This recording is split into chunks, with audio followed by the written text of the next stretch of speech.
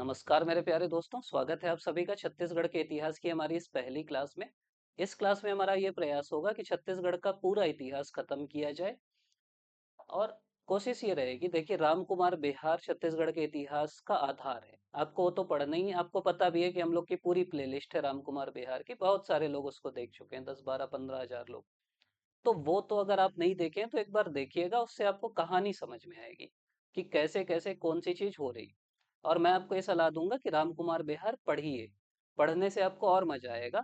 अगर आप पूरी किताब नहीं पढ़ सकते, जो हाईलाइट कर दिए हम लोग, वो हाईलाइटेड सेक्शन आप पढ़ लो, जो आपके एग्जाम के लिए जरूरी है। वो आपको टेलीग्राम ग्रुप में मिल जाएगा। फिर बहुत सारे बच्चों की ये डिमांड आई, ये मैसेज आया कि भैया एक कंप्रहेंसिव पढ़ा दीजिए इतिहास और बाकी चीजें भी, जिससे वो पढ़ने के बाद जैसे हम लोग क्लास में पढ़ते हैं, कोचिंग में पढ़ते हैं, कि उससे हम नोट्स बना लें और उससे बाहर फिर कुछ ना आए।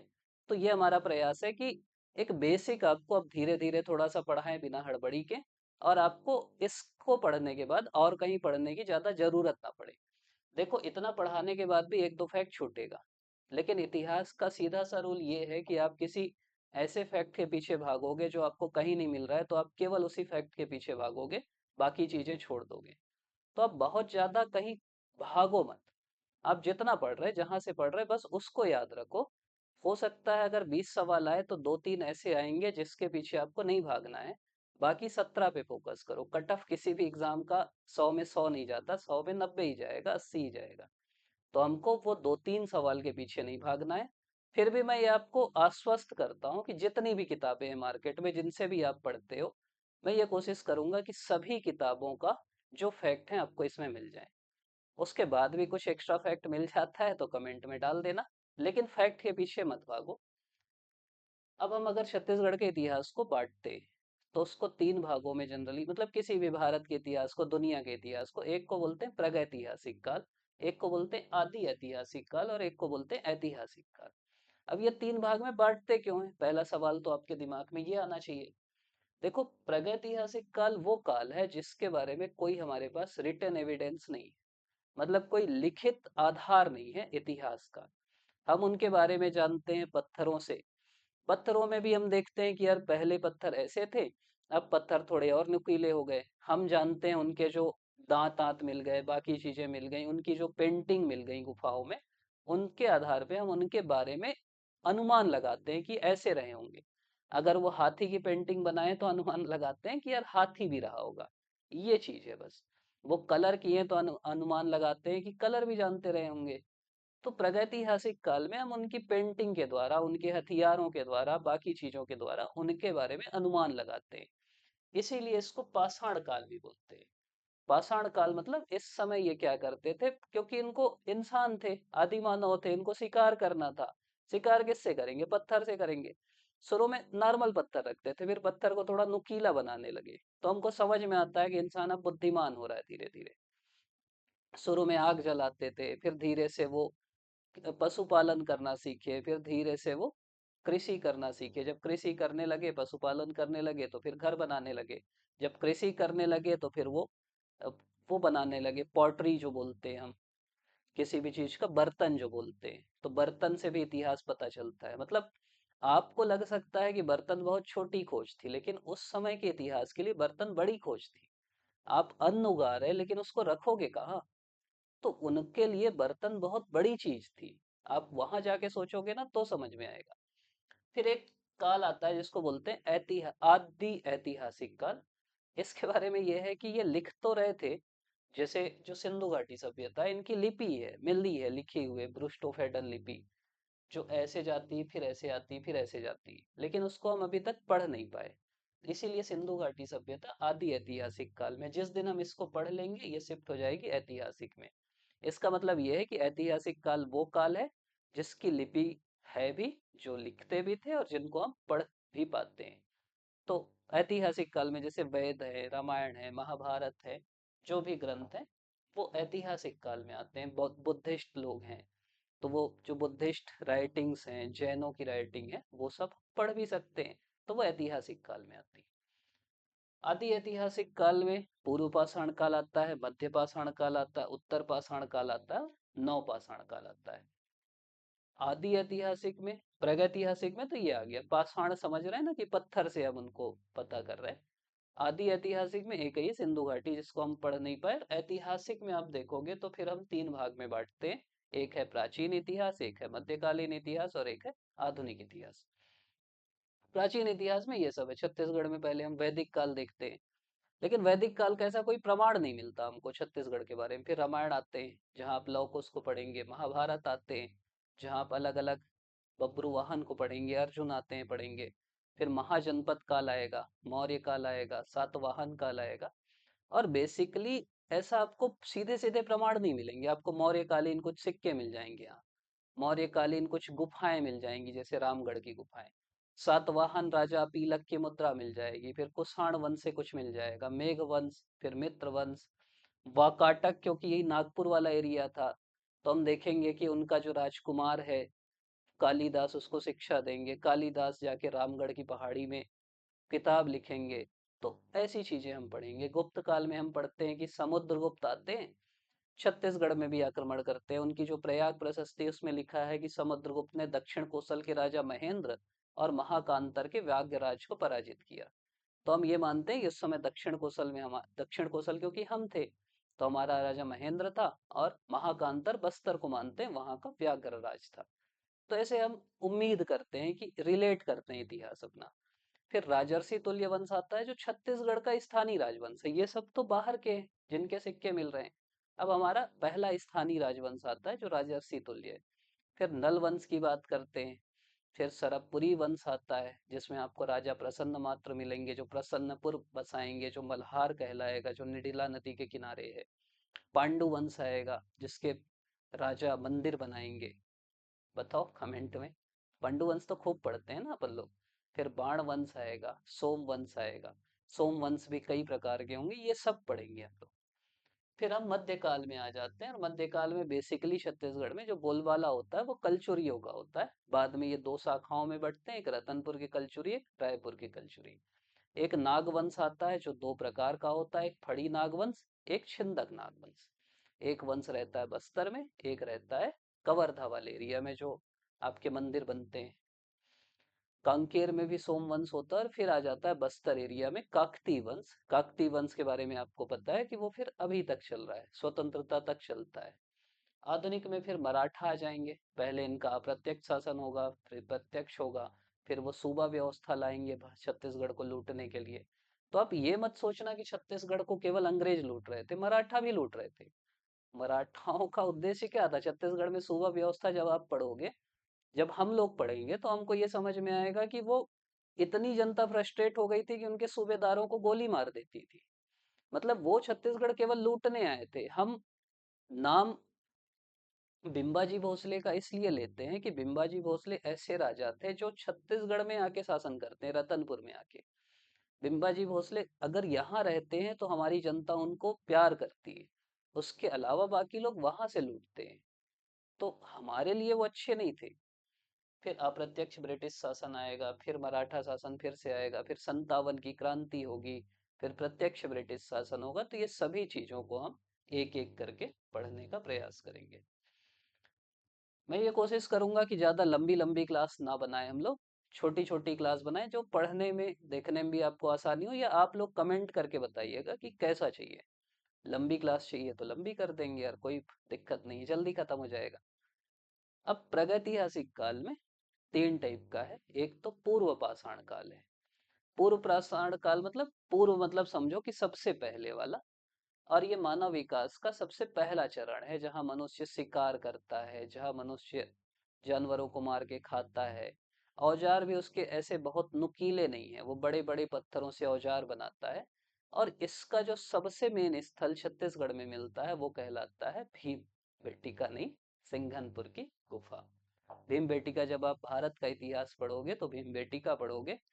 हमारा इतिहास पढ़ोगे तो आपको सिंघनपुर मिलेगा। और ये जो एरिया है रायगढ़ का, रायगढ़ एक ऐसा क्षेत्र है जहां सभी जो पाषाण काल के अवशेष मिले हैं।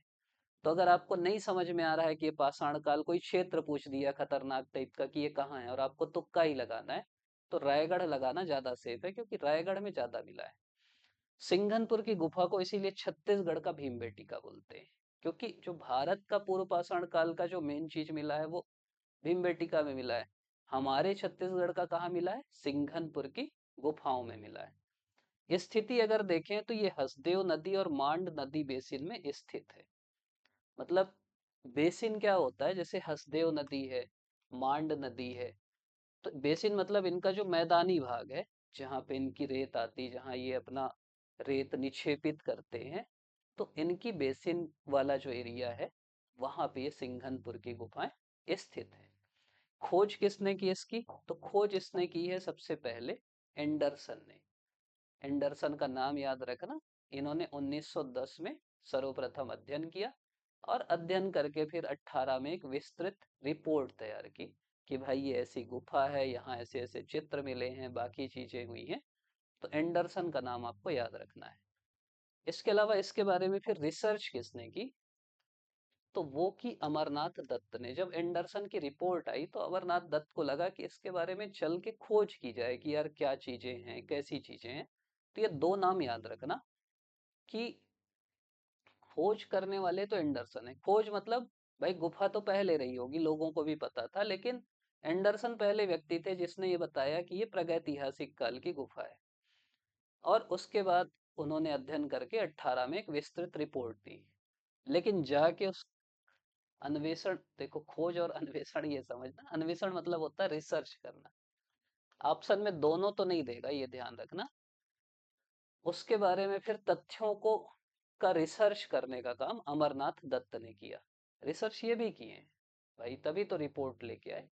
तो पहले व्यक्ति एंडरसन थे, उसके बाद अन्वेषण करता अगर आपसे पूछे तो अमरनाथ दत्त थे।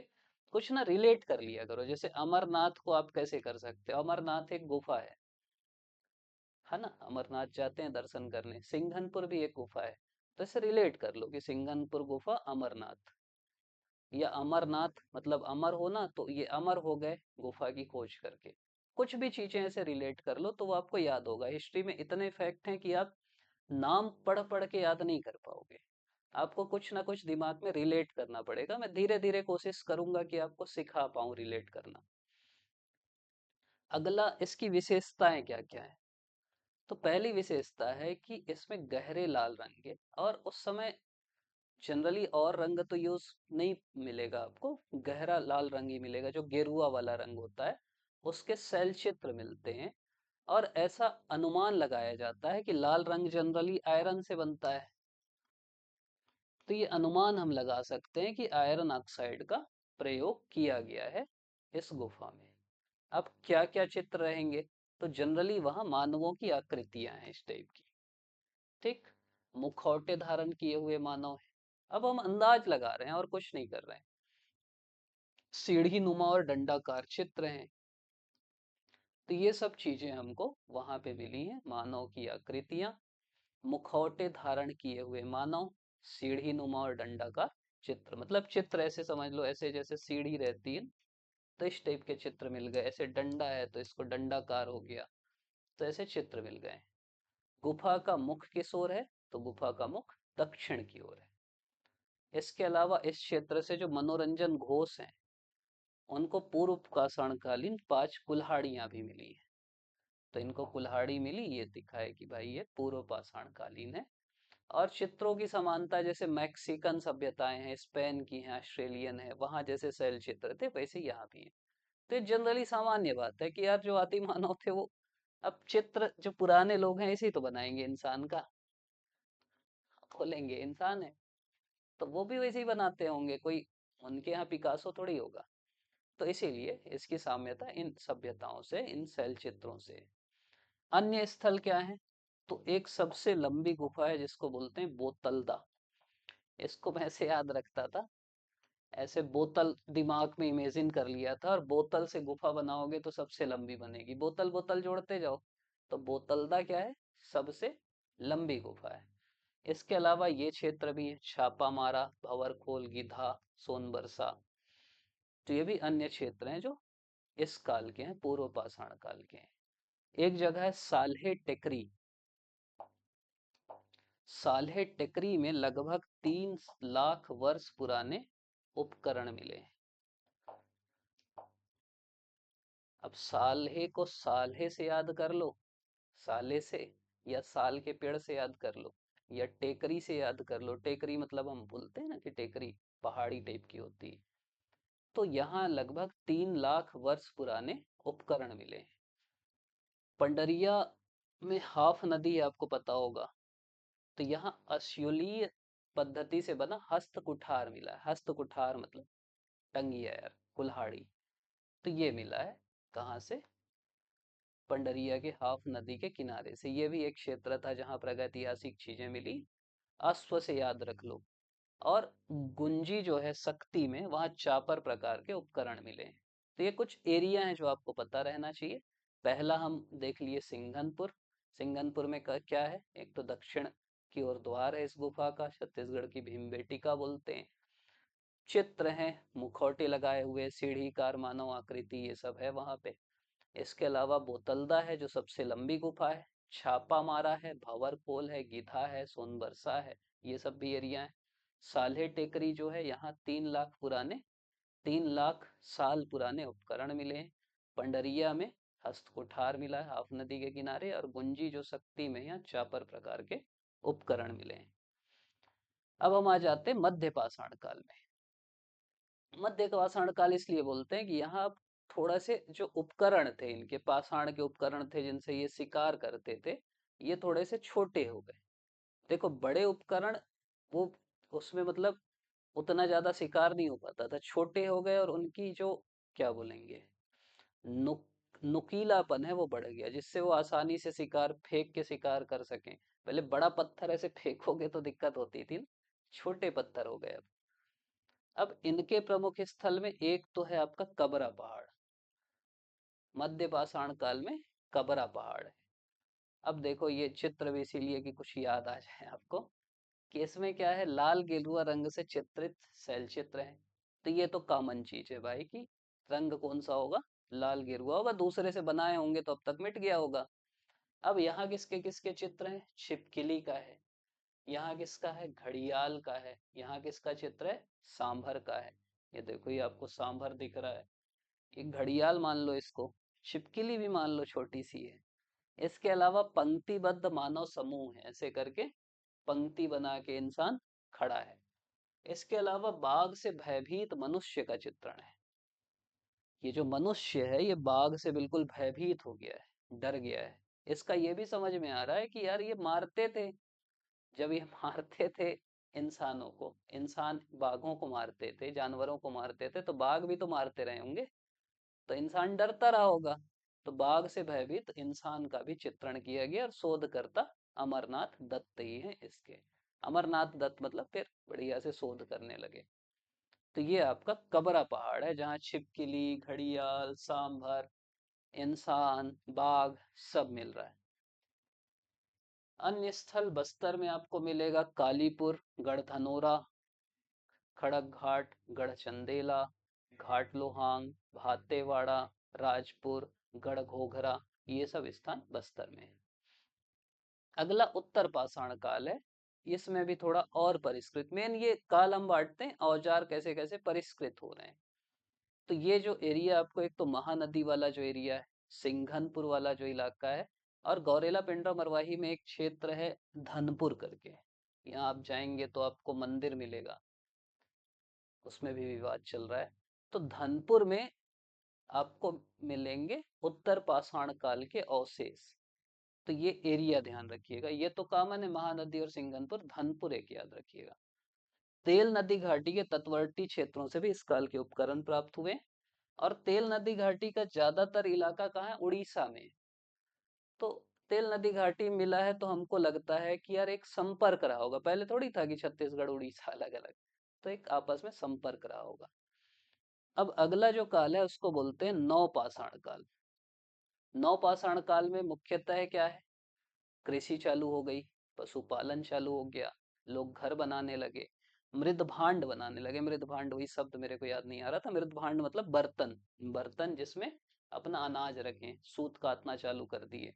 तो ये नवपाषाण काल की ये विशेषताएं हैं। अब इसमें कौन कौन सी गुफा है? एक तो गुफा है जिसको बोलते हैं चितवा डोंगरी, बालोद में है चितवा डोंगरी। तो बालोद को मैं जनरली बाल से याद रखता हूँ, मैं सोचा कि बाल चितवा हो गया या चीता के बाल नोच लिया, कुछ भी सोच लो। तो चितवा डोंगरी जो बालोद में है, वहां की 3 गुफाओं में 27 नवपाषाणकालीन शैल चित्र मिले हैं और ड्रैगन जैसी आकृतियां मिली हैं। खोज करता है रामेंद्र नाथ मिश्र और भगवान सिंह बघेल। इसको ऐसे याद रख सकते हो कि भगवान राम, तो एक भगवान सिंह बघेल है और रामेंद्र नाथ मिश्र है, एक तरफ राम है एक तरफ भगवान है। तो ये दोनों जाके चितवा डोंगरी में खोज किए। तो नवपाषाण कालीन अभिलेखों शैल चित्रों की खोज भी किसने की, तो इन्हीं का नाम आपको याद रखना है। अगला जो क्षेत्र है उसको बोलते हैं हम रामगढ़ की पहाड़ी। अब ये आपको पता है कि ये सरगुजा में, ये आगे फिर से मौर्य काल में मिलेगा, जहाँ पे 2 गुफाएं हैं, एक है सीता बेंगरा की गुफा और एक है जोगी मारा की गुफा। खोज किसने की है, तो कर्नल आउसले ने की है। ठीक, आउसले ने इसकी खोज की। एक शैल चित्र में शिष्यों को प्रवचन देते सन्यासी का चित्र है। अब इस टाइप का है कि एक व्यक्ति ऐसे बैठे हैं और एक कई लोग सामने बैठे हैं, तो हम ये मान रहे हैं कि सन्यासी प्रवचन दे रहे हैं। सामाजिक जीवन है, पशु पक्षी है और गेरुए रंग के हैं, ये ध्यान रखना, ये गेरुआ रंग आपको मिलते ही जाएगा। तो रामगढ़ की पहाड़ी भी नवपाषाण कालीन स्थल है। बाकी पशु पक्षी जीव जंतु हर जगह मिलेंगे, ऐसा उसमें कोई दिक्कत नहीं है। गेरुआ रंग भी मिलेगा, तो मेंस के लिए भी ध्यान रखना। अब अगली चीज है महापाषाण काल जो आता है वो क्या है। महापाषाण संस्कृति जो है, महापाषाण मतलब क्या समझ में आपको आ रहा है, महाधन पाषाण मतलब बड़ा सा पत्थर, इसको मेनहिर भी बोलते हैं। इसमें क्या होता था कि जब किसी की मृत्यु होती थी, जनरली ये साउथ में ज्यादा होता है, जब किसी की मृत्यु होती थी तो उसकी जो कब्र है, उसकी जो स्मृति में, उस मृत्यु जहाँ पे उसको दफनाते थे, जलाते थे, वहां पे वो पत्थर रख देते थे। तो समझ रहे, और पत्थर भी जैसे कोई बड़ा व्यक्ति की मृत्यु हुई तो बड़ा पत्थर रखते थे, छोटा कोई किसी की मृत्यु हुई तो छोटा करते थे। मृत्यु के समय सूचना दर्शाने के लिए सूर्य की स्थिति के अनुसार कोण निर्धारण कर देते थे कि भाई इस कोण में हुआ मतलब इस समय मृत्यु हुआ, इस कोण में पत्थर रखे तो इस समय मृत्यु हुआ, मतलब उनका पूरा वो था, समझ लो वैज्ञानिक तरीके से रखते थे। गोलाकार वृत्तों में पत्थरों की संरचना होती थी। तो इस संस्कृति के जो, इसी को बोलते हैं महापाषाणिक संस्कृति। तो इन लोग क्या करते थे, मृतकों की स्मृति में पाषाण स्तंभ जो स्मारक है वो खड़ा कर देते थे। आप जैसे काकरा भाटा जाओगे तो वहां आपको मिल जाएगा ये, कि वो बहुत सारे पत्थर दिखेंगे। तो छत्तीसगढ़ में कहाँ कहाँ है, तो वही करका भाट, 1000 ईसा पूर्व निर्मित किया गया, यहाँ के पाषाण कुबेरों के साथ लोहे के औजार और मृद भांड भी मिले हैं। अब देखो मृद भांड ना मिलता ही है जनरली, तो उसमें बहुत लोड मत लेना। मृद भांड भाई कोई इंसान वहां रह रहा है तो अनाज उगाएगा, अनाज उगाएगा तो किसी में रखेगा। तो करका भाट है। फिर धनोरा में क्या मिला है, 500 महापाषाणी स्मारक मिले हैं। और छत्तीसगढ़ का इसको प्रथम महापाषाणी उत्खनन माना जा सकता है, क्योंकि सबसे मेन जो उत्खनन हुआ है कहीं पे जाके वो धनोरा में ही हुआ है। और इसका उत्खनन किनके द्वारा किया गया है, तो डॉक्टर एम जी दीक्षित द्वारा किया गया है। और सर्वेक्षण किया गया था कामले एवं रामेंद्रनाथ मिश्र के द्वारा। रामेंद्रनाथ मिश्र एक बड़े इतिहासकार हैं छत्तीसगढ़ के, जो इस फील्ड में काम करते थे। तो इनका भी योगदान है। धनोरा में 500 महापाषाण के स्मारक मिले हैं, छत्तीसगढ़ का प्रथम महापाषाणी उत्खनन इनको माना जाता है। इसके अलावा बालोद जिले में और क्या क्या है आपके, तो करही भदर है, चिरचारी है, सोरर है, यहाँ भी पाषाण घेरे मिले हैं। मल्हार जो बिलासपुर का एरिया है, जहाँ पे दिरणेश्वरी मंदिर है, जहाँ पे पातालेश्वर मंदिर है, यहाँ पे नवोदय विद्यालय जहाँ हम लोग पढ़ते थे, तो यहाँ भी महापाषाणिक अवशेष मिले। वहां भी ठीक ठाक पुरातात्विक अवशेषण अन्वेषण हुआ था। किला इला भी है यहाँ। फिर एक एरिया है गढ़धनोरा, गढ़धनोरा कोंडा गांव में है, जहाँ ताम्र पाषाणी आवास का घेरा प्राप्त हुआ है। ठीक, और गामावाड़ा दंतेवाड़ा में पाषाण के घेरे। तो मतलब ये समझो ये सब एरिया है जो महापाषाणी स्थल है। महापाषाण में क्या मिलेगा, पत्थर मिलेगा, बड़ा पत्थर या पत्थर के घेरा, मतलब कई पत्थर। तो यार एक ही आदमी थोड़ी मृत्यु होगी, बहुत सारे लोग की होगी, तो घेरा बना देते थे। तो एक आपको बालोद वाले एरिया में मिलेगा, कारकाबाटा, धनोरा, ये सब। फिर आपको मल्हार में मिलेगा, कोंडा गांव में मिलेगा, दंतेवाड़ा में मिलेगा, और कांकेर में तो ये बहुत सारी जगह है। मनकेसरी, कोटिया, खैरवेड़ा, उड़कुड़ा, गोटी टोला, चंदेली, गाड़ा गौरी, मोहपुर, कुलगांव, कुकरदा। अब देखो, मैं वही बोल रहा हूँ, इतिहास में आपको ये भी पता रहना चाहिए कि छोड़ना क्या है। अब यार इतना याद नहीं कर सकते, इतना कर सकते हो, ये जगह याद कर सकते हो कि कांकेर की, ये याद कर सकते हो कि महापाषाणिक है। उससे ज्यादा मत करो, क्योंकि कर सकते हो, मैं बता देता हूँ, लेकिन इतना करने से कोई फायदा नहीं छत्तीसगढ़ के इतिहास में। फिर इतना ही याद कर जाओ पाओगे, जो जहां से सवाल ज्यादा आ रहे हैं उसको याद करना है। ये एक आध ऐसा आ भी गया तो छूट जाएगा, और कुछ और खोज लेंगे, घोटिया की जगह चोटिया खोज लेंगे, कहाँ से पढ़ेंगे वो। तो आपको पता भी रहना चाहिए।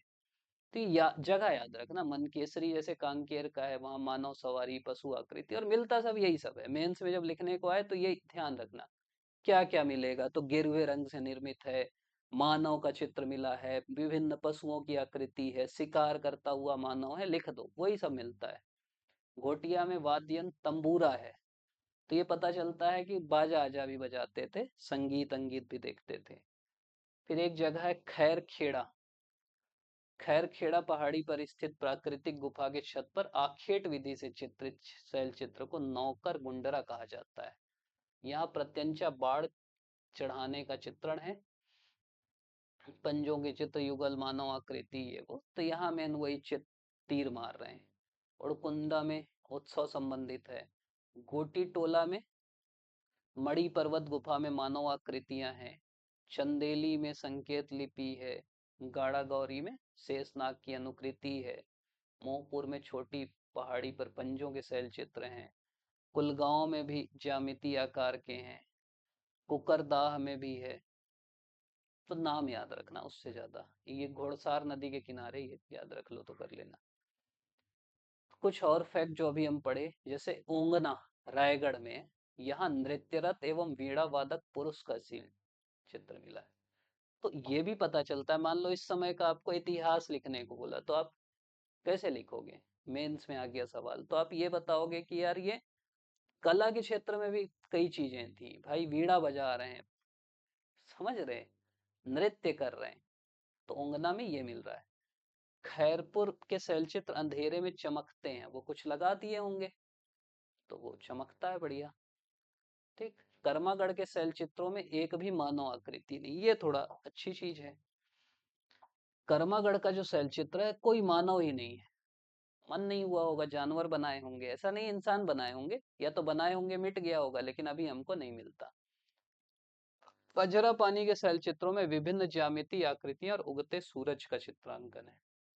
पजरा पानी जो रायगढ़ में है, ज्यामिति आकृति मतलब क्या होता है कि प्लस बना दिए, माइनस बना दिए, गुणा बना दिए, भाग बना दिए, ऐसे कुछ भी ऐसे करके ऐसे बना दिए, चतुर्भुज बना दिए, त्रिभुज बना दिए, इस टाइप का कुछ भी। जो बच्चे लोग चित्र नहीं बनाते, छोटे बच्चों को मार्कर आरकर पकड़ा दोगे तो बना देते हैं ना, वो वाला चित्र। इसके अलावा चारामा जो कांकेर है, उसमें एलियन जैसी आकृति मिली है। और रायगढ़ जो एरिया है, वहां पहली चीज सबसे ज्यादा शैल चित्र मिले हैं, और दूसरी चीज सभी काल के साक्ष्य मिले हैं। तो रायगढ़ की भी ये विशेषता है। तो अपना ये हो गया प्रागैतिहासिक काल।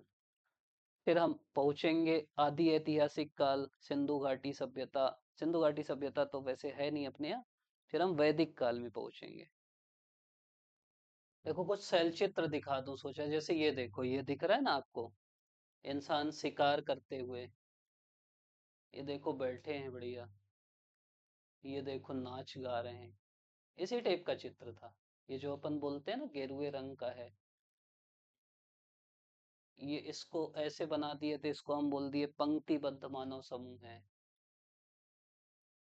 3000 साल पुरानी गुफा का रहस्य, ऐसे एक आध यूट्यूब वीडियो देख लेना, मजा आएगा फुर्सत होगे तो। ये सब चित्र हैं आपके, ये सब चित्र हैं जो उस जमाने के हैं। तो ये आप देख सकते हो। तो अभी तक देख रहे हो उसके लिए बहुत बहुत धन्यवाद। और अगला वीडियो जल्दी लाएंगे अपने विचार जो है कमेंट में लिखिएगा। धन्यवाद।